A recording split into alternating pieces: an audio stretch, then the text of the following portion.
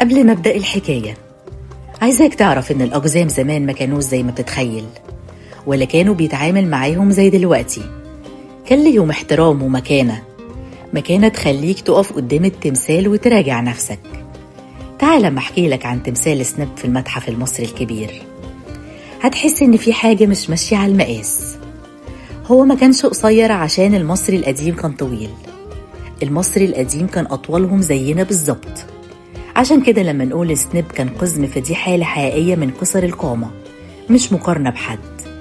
واللي قليل يعرفوه إن الأقزام في مصر القديمة كان ليهم وضع خاص، كانوا بيقولوا عليهم هدية من الإله وناس مباركة، وجودهم جالب للخير، وده خلى مكانتهم في القصر أعلى من ناس كتير جسمها كامل لكن روحها ناقصة. نرجع لتمثاله. الغريب إن أولاده واقفين تحته بحجم صغير جدا وماسكين رجليه كأنهم بيقولوا إحنا السند. والفن المصري القديم كان بيصور الأطفال بحجم صغير، بس معاه المعنى كان أعمق، بقى مشهد عيلة ومشهد حب.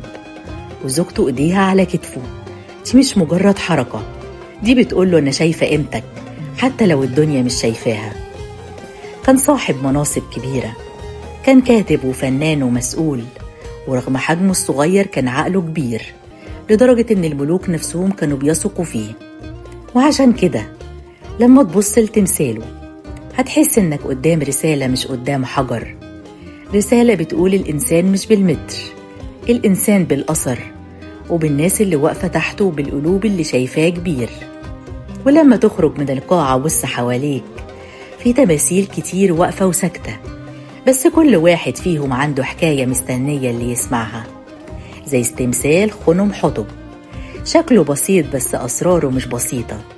لو عايز نفتح لك حكايته سيبلي في الكومنتات احكي يا نونا.